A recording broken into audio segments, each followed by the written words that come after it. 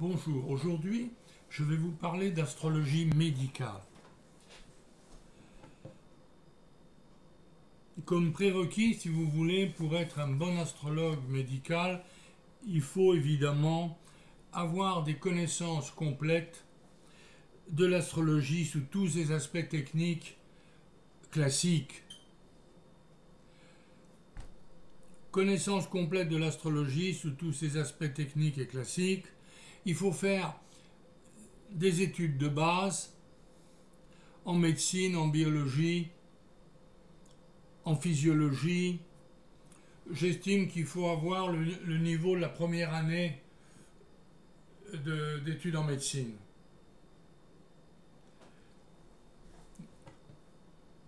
Primum non nocere, tout d'abord ne pas nuire, disait Hippocrate 400 ans avant Jésus-Christ. Quel est le rôle de l'astrologue médical? C'est celui de conseiller son client en précisant qu'il n'est pas médecin et qu'il ne pose donc aucun diagnostic. Les astres inclinent mais ne déterminent pas. Saint Thomas d'Aquin, 1225-1274, est un docteur de l'Église qui pratiqua l'astrologie et l'alchimie pendant 10 ans.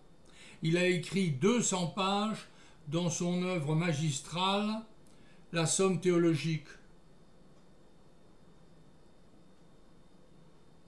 Il a consacré donc 200 pages parmi les 10 000 qu'il a écrits.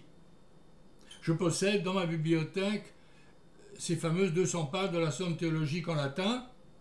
Il est évident que quand on connaît le latin, le grec, ça permet de mieux comprendre, de mieux déchiffrer les problèmes médicaux. Tous les médecins au Moyen-Âge jusqu'à la Renaissance, et même jusqu'au XIXe siècle, connaissaient le grec et le latin. Nostradamus, que j'ai derrière moi, là, puisque je suis un ami et un exégète des centuries, était médecin et était astrologue. Il faut savoir que l'astrologie et la médecine étaient très liées. On a enseigné l'astrologie jusque 1666 en France dans les universités européennes, en France et en Europe.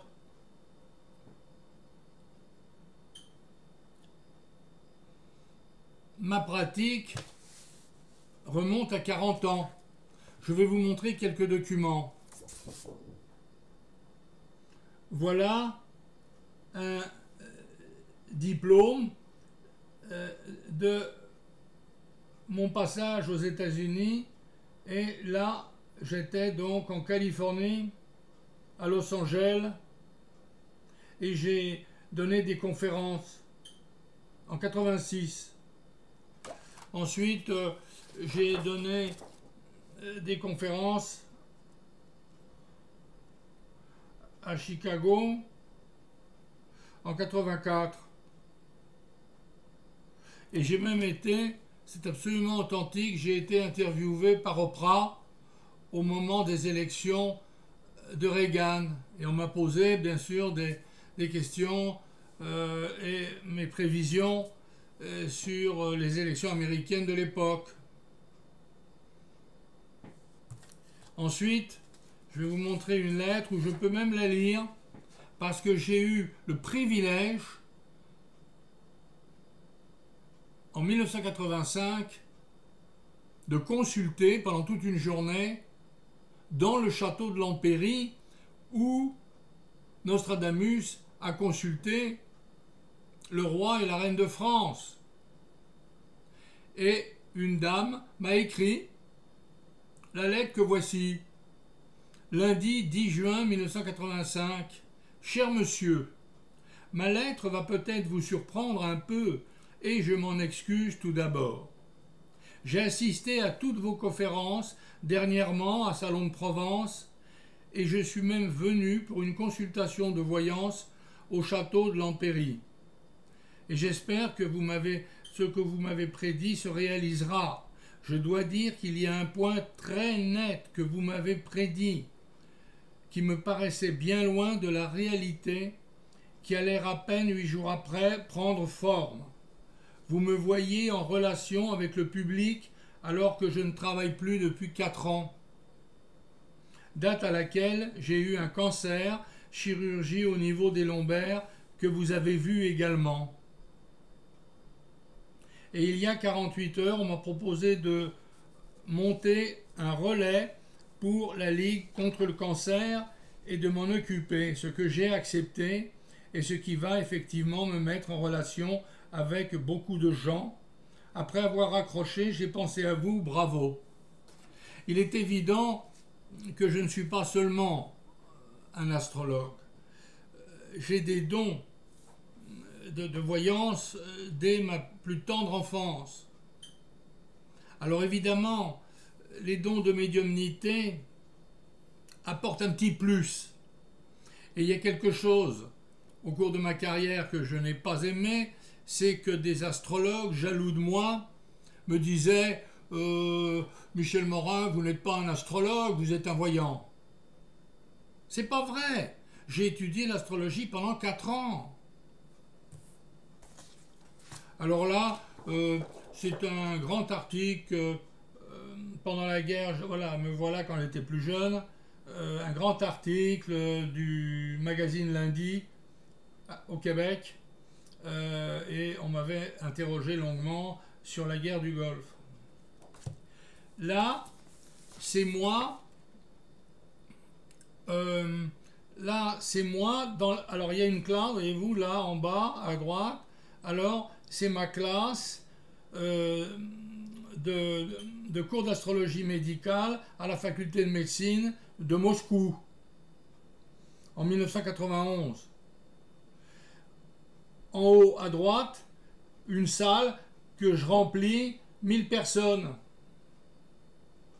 Car je donnais des conférences sur Nostradamus aussi. Et puis alors, je retourne le papier, là, je retourne ça. Et puis vous voyez, alors là, voilà, je donnais des conférences. Donc si vous voulez, je me suis donné à 100% à l'astrologie, aux prophéties de Nostradamus et à bien autre chose.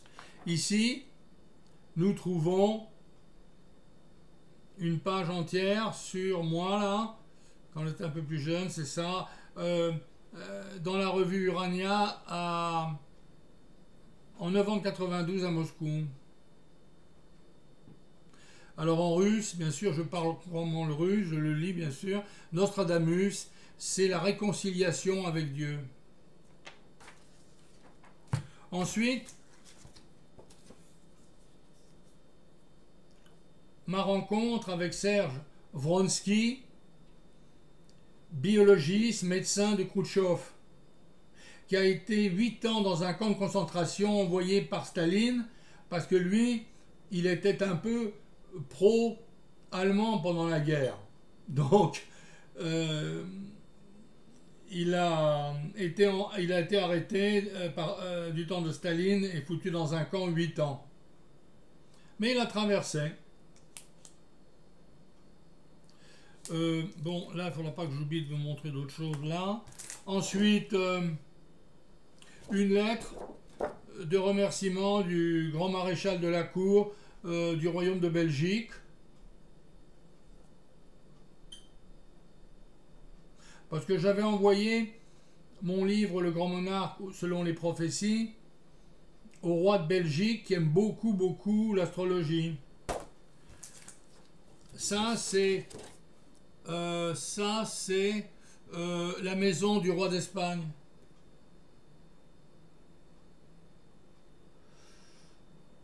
Le vieux roi d'Espagne, là, celui par lequel le scandale financier et sexuel est arrivé, aimait beaucoup l'astrologie aussi. Et il y avait des astrologues autour de lui. Il faut savoir que tous les grands chefs d'État ont des astrologues. Reagan a eu un astrologue près de lui, Madame Reagan consultait régulièrement. Et d'ailleurs, l'astrologue et puis une voyante ont dit à Kennedy en 63, attention, n'allez pas à Dallas, je vois du sang partout. Et il a dit, ben, si c'est mon destin, j'y vais quand même. Il a été tué. Et bien entendu, c'est un attentat qui n'a pas été perpétué par Oswald. C'est un attentat qui a été perpétué par les tireurs d'élite de l'OAS, l'organisation secrète du temps de l'Algérie française, et ils sont repartis le soir même après avoir tiré le président. Enfin, c'est toute une histoire, je ne vais pas vous parler de ça. Ensuite, ça c'est un article complet dans une revue, dernière heure, un grand article de plusieurs pages, le 7 février 1998. Ensuite, ah oui, avant d'oublier, c'est ça. Alors, je vais vous montrer quelque chose, c'est que j'ai mis au point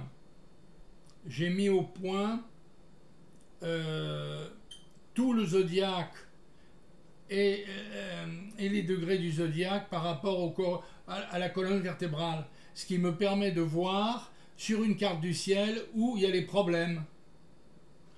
On peut même aller détecter le cancer sur les vertèbres par des techniques qui sont liées à la lune noire. La lune noire, c'est le foyer vide de l'orbite lunaire, et quand j'ai découvert ça, ça a été prodigieux. C'est Don Néroman, un ingénieur des mines, qui a découvert tout ça. Il y a un bouquin, il a écrit un bouquin de 200-300 pages sur l'astrologie, et il nous a découvert la lune noire, foyer vide de l'orbite lunaire. Ensuite, je voudrais, avant de continuer, vous dire que, bon, il est évident qu'il faut se procurer le dictionnaire des termes techniques de médecine chez Malouane, parce que vous avez tout là, parce qu'il faut comprendre quand même la terminologie. Ensuite, je vous présenterai donc de Cornell l'encyclopédie encyclopédie, mais elle est en anglais, elle n'a jamais été traduite en français. C'est une somme extraordinaire. Alors, c'était un vrai médecin, ça a été un médecin.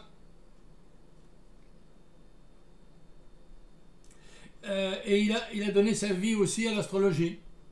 Donc, il était médecin et astrologue. Donc, si vous voulez, c'est ce que j'ai toujours dit. Si les médecins, aujourd'hui, étaient des astrologues également, ils pourraient nous traiter avec, bon, toute la technique du 21e siècle, mais en plus, ils auraient notre carte du ciel. Avant que j'oublie, il faut absolument connaître l'heure de naissance. Pour faire un bon travail d'astrologie médicale, on a besoin de la date de naissance, de l'heure et du lieu. C'est l'heure de naissance qui nous donne la pointe de l'ascendant exactement là sur le zodiaque, et il nous donne les 12 maisons. Et c'est très très important. Avec mon expérience de 40 ans, je peux travailler, bien entendu, sans l'heure de naissance. Je le fais quelquefois. Il faut faire avec ce qu'on a. Et donc, mais je ne peux pas être précis, et surtout au niveau du temps. Parce que grâce aux 12 maisons, c'est comme les grandes aiguilles et les petites aiguilles d'une horloge cosmique, et on peut aller voir à quelle date on va se faire allumer. Et on peut voir également quand a commencé la maladie, car elle ne se développe et elle ne fait que sortir beaucoup plus tard. C'est évident. Un cancer qu'on peut voir dès la naissance de l'enfant, c'est pour ça qu'on a de très lourdes responsabilités au niveau de notre consultation. Personnellement, j'ai le secret professionnel.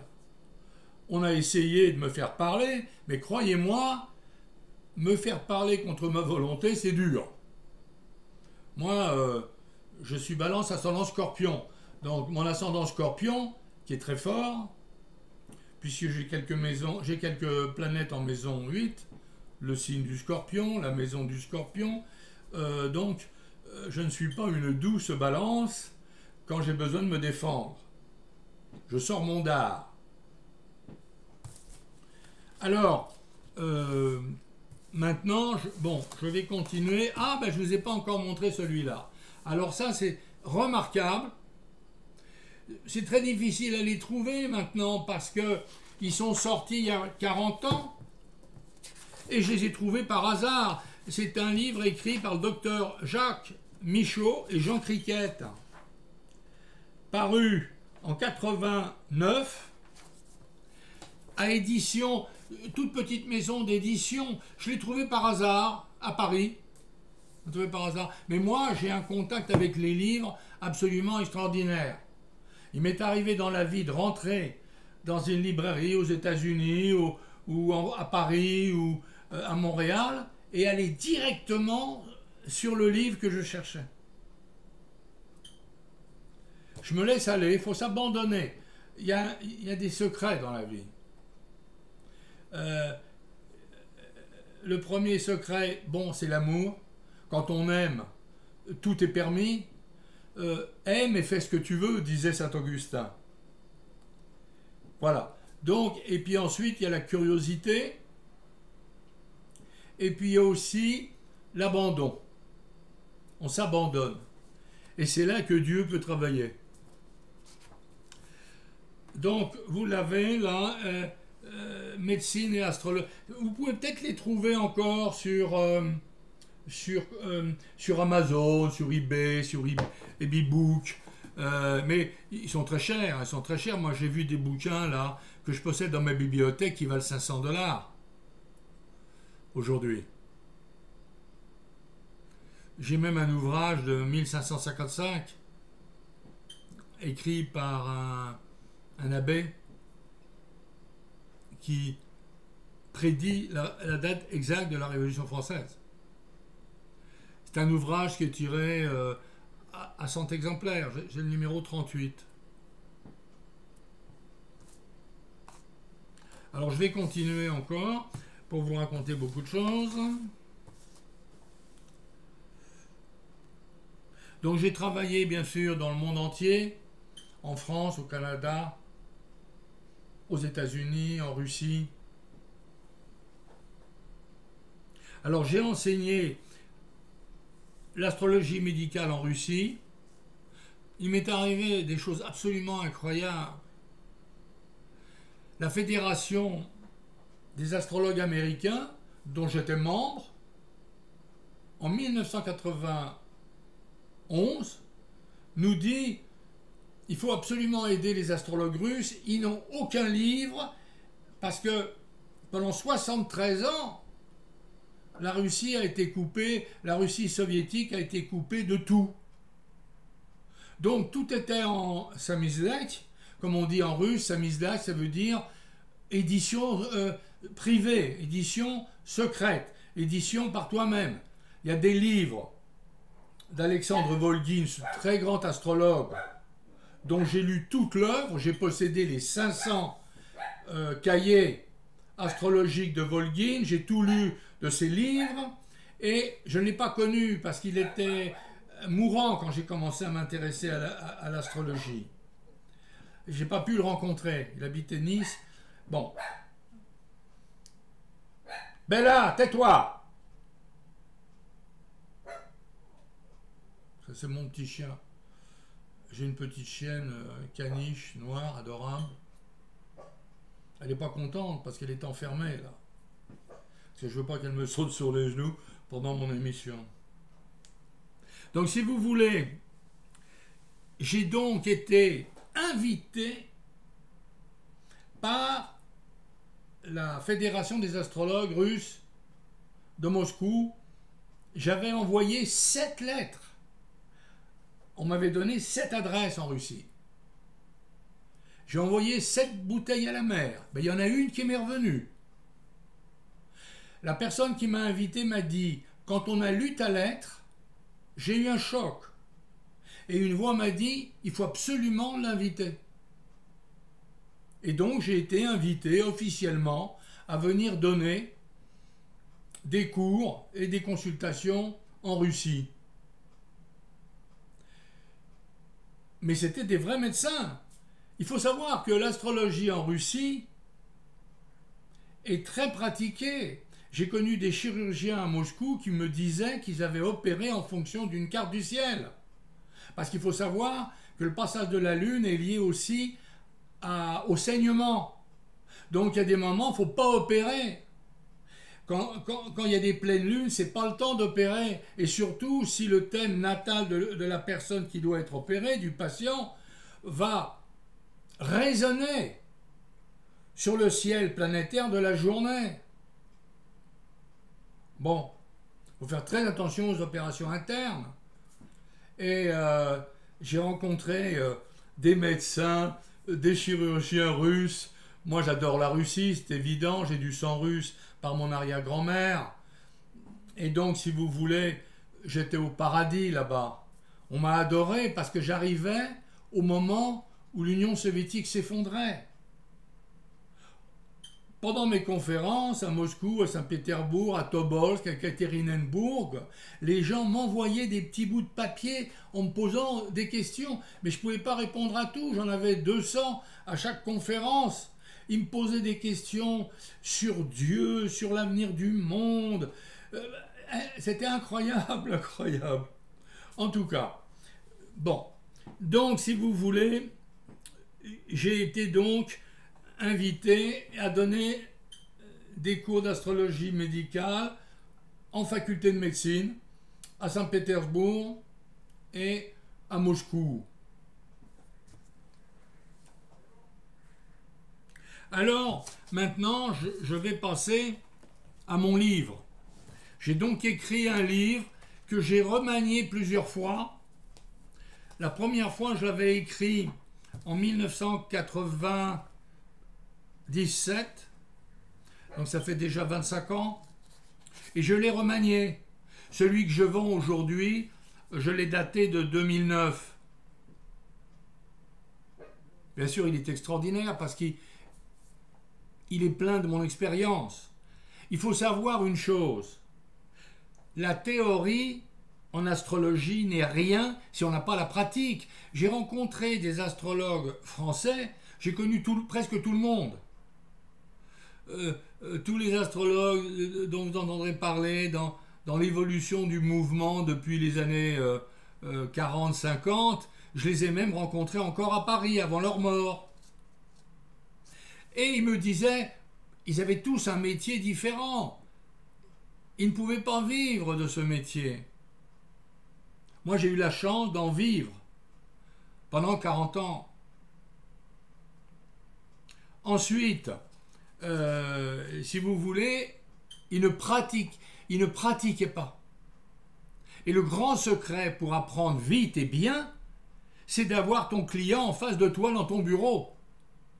Lorsque j'ai consulté pour la première fois en 1979, ma cliente ne savait pas quelle était ma première cliente. Je préparais mes consultations pendant 1 heure avant de rencontrer. Je griffonnais des pages et des pages que je lisais devant mon client.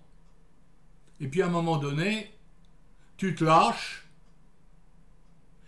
et c'est fini, tu es sur ta planche de surf et c'est les vagues qui t'embarquent, tu n'as plus besoin de regarder quoi que ce soit. Voilà le grand secret de la pratique. Plus on pratique, plus on monte de carte du ciel, plus on va apprendre et plus on va être bon. Alors, je commence mon ouvrage.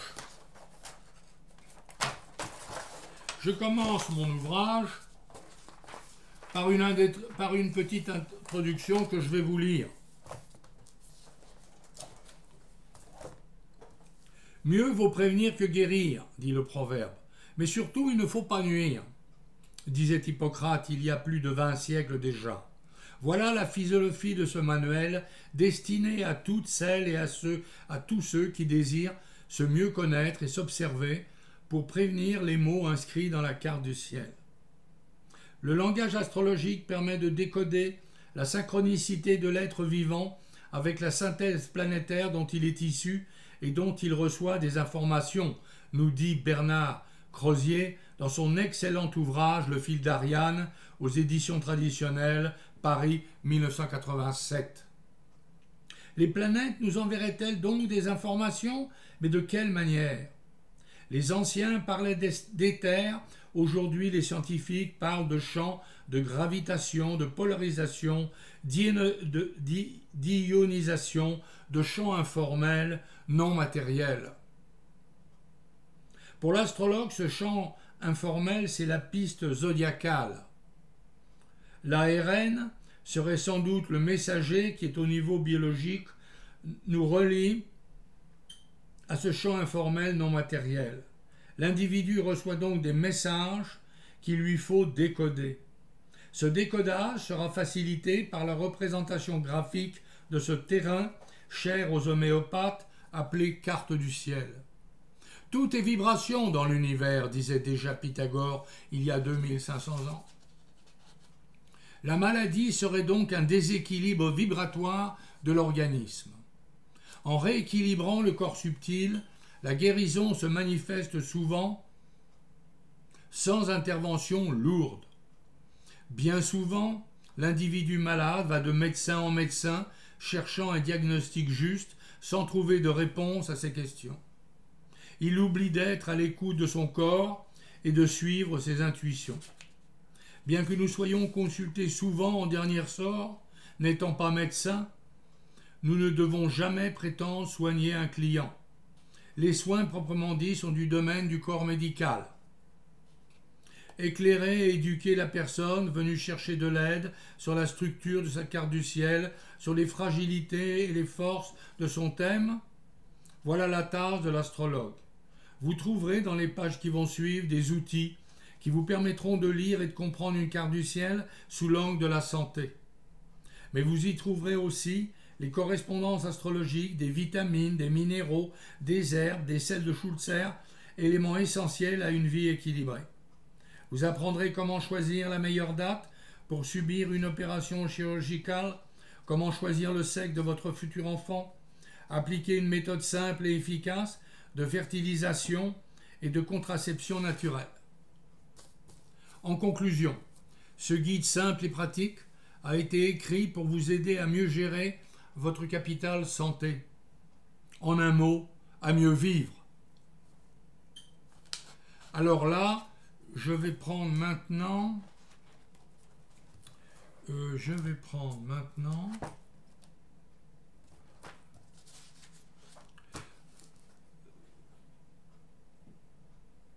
mes chapitres, les chapitres du bouquin.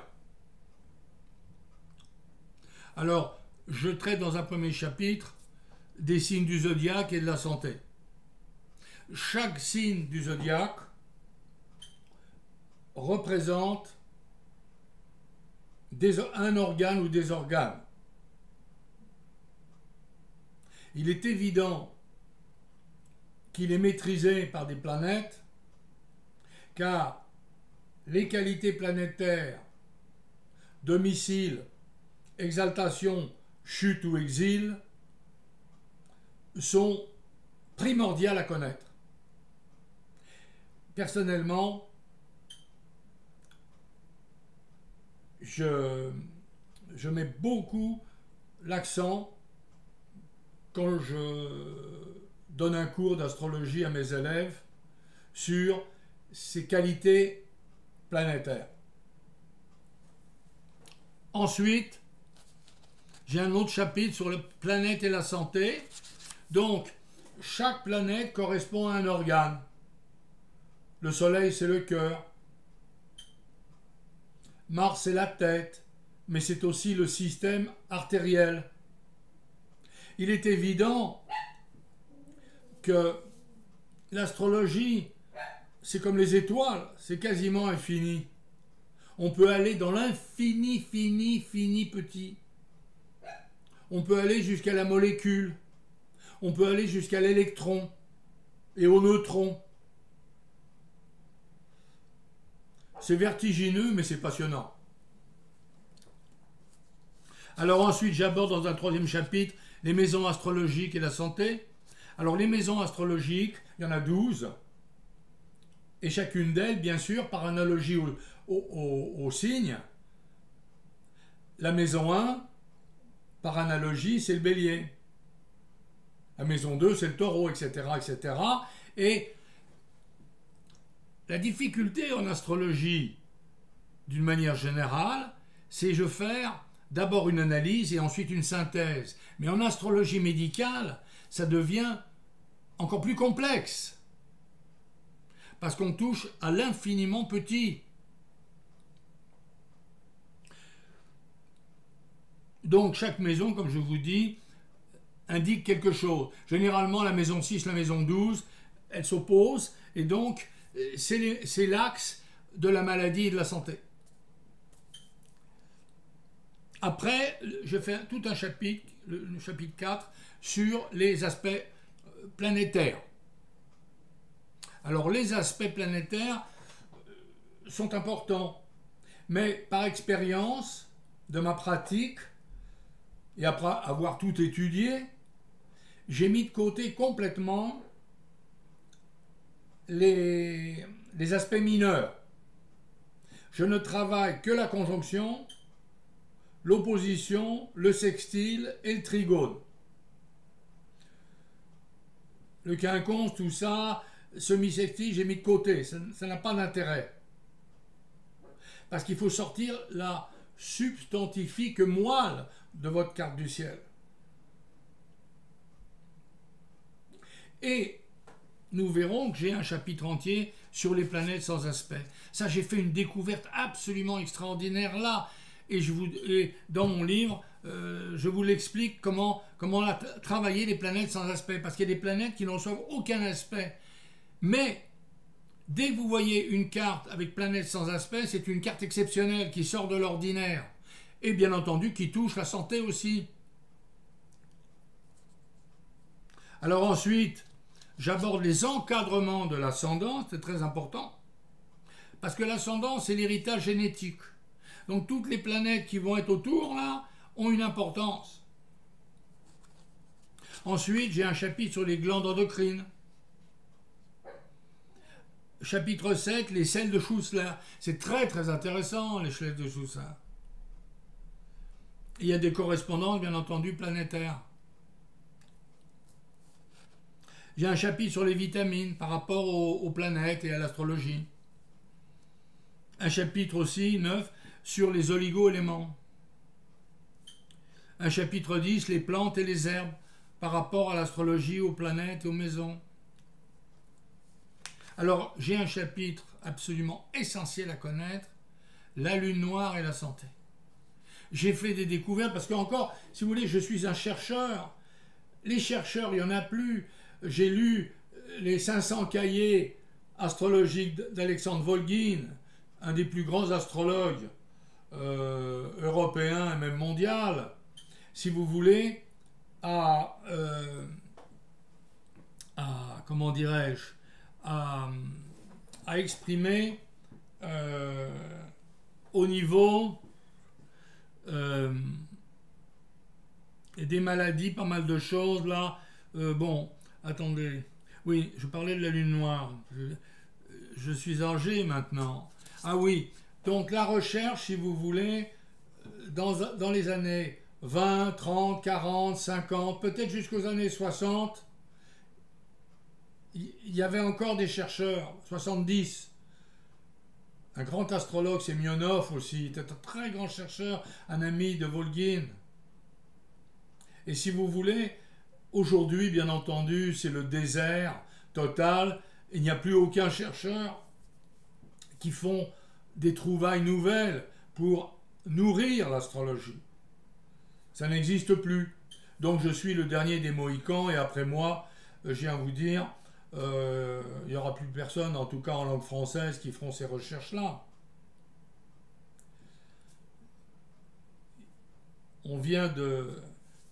La Providence vient de m'envoyer une nouvelle élève en astrologie. Elle a du temps. Elle est à la retraite et elle deviendra certainement mon héritière au niveau de mes connaissances astrologiques. Elle est super intelligente, très capable, ayant fait des études de médecine. Elle peut prendre mon cours d'astrologie médicale, beaucoup plus modeste, et donc je n'ai aucune crainte sur ses facultés d'apprentissage.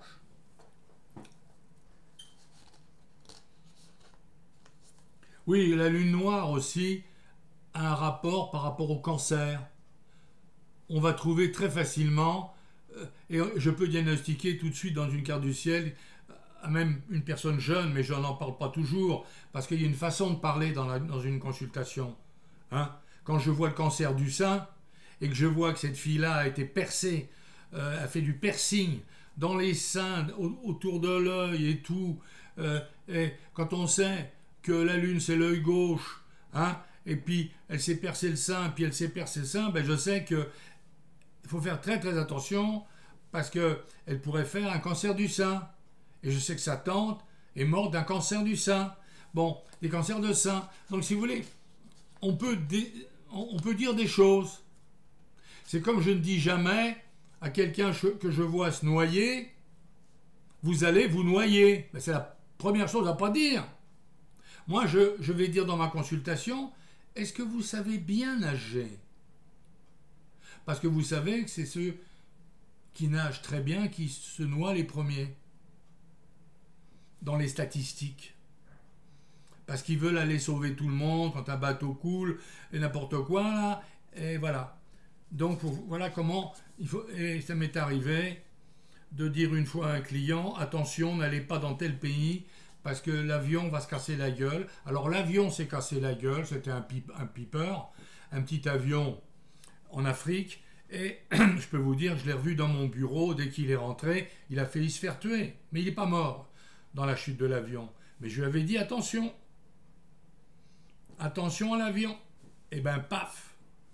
Voilà. Parce qu'on voit tout ça, on voit tout ça dans une carte du ciel.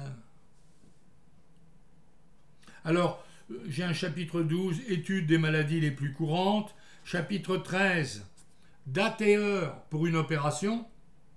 Parce qu'il y a des moments, c'est mieux d'opérer que pas opérer. Parce que pendant ce temps-là, toutes les 4 minutes, l'ascendant bouge d'1 degré. Donc, il vaut mieux d'ailleurs se faire opérer toujours le matin, très tôt, vers 8h, 9h le matin, mais pas en fin de journée, parce que le soleil descend et va se coucher. Parce que quand le soleil se lève, il donne de la force. Mais quand il passe au zénith, il redescend. Et donc le soleil perd de la force. Il vaut mieux se faire opérer du cœur avec un soleil en lion, en bélier, qu'un soleil en balance ou qu'un soleil en verseau. Alors j'ai tout un chapitre sur la fécondité et la contraception. On sait très bien que les jours critiques pour tomber enceinte, hein, c'est 6 jours. 2 jours avant les règles, 2 jours pendant les règles, 2 jours après les règles. Donc il suffit d'éviter déjà des rapports sexuels pendant 6 jours par mois et on a peu de chances de tomber enceinte. Parce que c'est les jours où la femme a le plus envie de rapports sexuels. C'était normal, c'est la nature. Parce que j'en ai parlé moi avec des clientes. Elle me dit, ben, c'est le moment où j'ai le plus envie. Ben oui, il faut jeûner pendant 6 jours. Alors, on a également, je ne vous en ai pas parlé là, mais j'en parle je crois dans ce chapitre-là, c'est qu'on peut choisir le sexe de son enfant. Il y a un médecin américain qui a écrit un bouquin extraordinaire, et on sait par exemple que le milieu alcalin chez la femme ou le milieu acide ne donne pas le même sexe à l'enfant. Voilà. Le milieu acide va donner plutôt des filles. Le milieu alcalin va plutôt donner des garçons. Moi, je l'ai vérifié pour mes enfants. Ensuite, j'aborde les planètes sans aspect sur le plan santé. Parce que j'ai découvert des trucs, j'ai jamais rien lu dans les livres. Hein. Très peu de gens ont parlé des planètes sans aspect. Parce que j'ai mis au point une technique. Donc vous la trouverez dans mon livre. Et en annexe, bon, ben, je vous mets la colonne vertébrale, comme ça. Ah, attendez.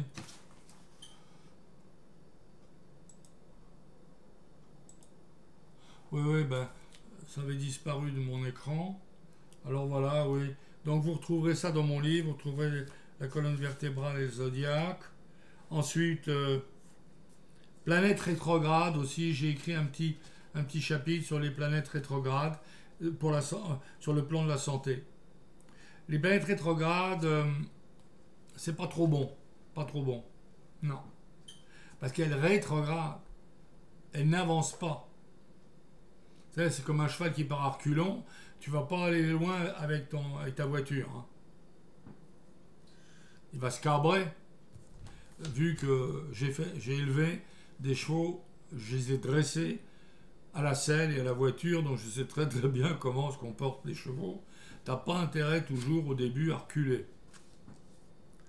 Alors il y a le tableau des qualités planétaires et une belle bibliographie. Voilà ce que je vous ai mis. Bon, ben, je crois que j'ai fait le tour. Je vous remercie de votre attention. Alors bien sûr, j'ai oublié de vous dire que j'ai pratiqué l'astrologie vétérinaire avec les chevaux de course. Et j'ai eu des clients propriétaires de chevaux de course. C'est très très intéressant. Parce que avec la date de naissance du cheval et son heure, si on l'a, mais les chevaux généralement naissent la nuit. Et puis, à ce moment-là, on peut déterminer son caractère, sa puissance, son influx nerveux, si c'est un cheval qui va aller vite sur 1000 mètres, s'il a besoin de prendre son souffle et d'aller il y a des chevaux qui marchent bien sur 3000, 4000, 5000 mètres, dans 6000 mètres même, 7000. En Angleterre, il y a les steeplechase. Et si vous voulez, il faut un cheval qui est du souffle et qui prend de la puissance dans la longueur de la course. Et j'ai connu des astrologues américains quand j'étais aux États-Unis qui travaillaient avec les lévriers de course. Eux, ils travaillaient sur les courses de lévriers. Alors, voilà. Donc, on peut m'acheter un mois. Il est introuvable, mon livre. Hein. Mon livre est absolument introuvable dans le marché parce que je suis le seul. Je le vends en numérique. C'est moi qui l'imprime et je vous l'envoie par document attaché par email. Donc, le prix en est de 100 euros. Non, pardon.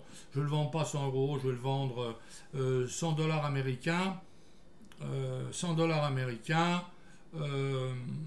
Et on peut payer par PayPal sur mon adresse fastnet 2033@gmail.com. On peut aller aussi regarder toutes les informations que j'ai mises depuis plusieurs années sur mon site astrologique. J'ai un blog. Vous n'avez qu'à frapper sur Google Michel Morin astrologue et vous allez voir tout de suite va sortir mon blog.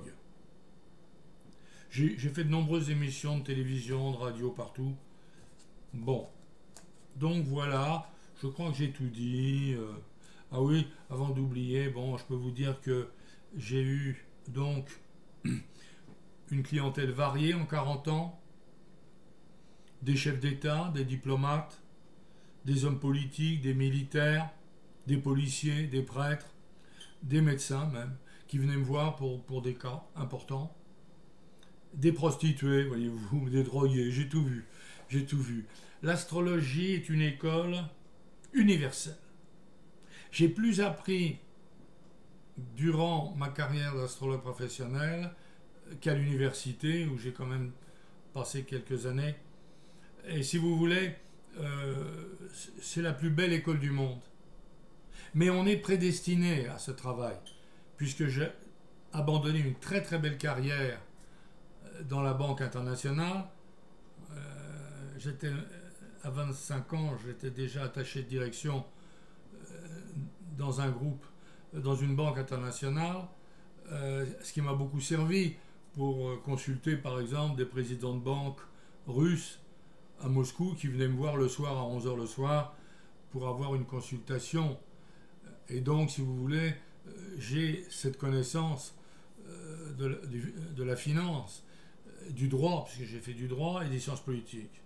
Donc j'ai une petite formation générale en plus de ma formation d'astrologue. Voilà. Alors, bien, je vais vous laisser là-dessus. Oui, je ne vais pas aller plus loin. Vous avez tout entendu. Si on veut des consultations, je peux les donner par Skype. Ça m'arrive encore, mais je vais vous dire, je filtre énormément ma clientèle aujourd'hui, et surtout depuis le Covid, où les gens sont devenus fous. Donc si vous voulez, je fais une sélection extrêmement pointue, mais vous pouvez être l'heureux élu et me consulter si ça vous fait plaisir. Voilà. Allez, je vais vous laisser là aujourd'hui. J'espère que cette émission vous a plu et je ne vais pas tarder de la mettre en réseau sur ma chaîne. Bye bye.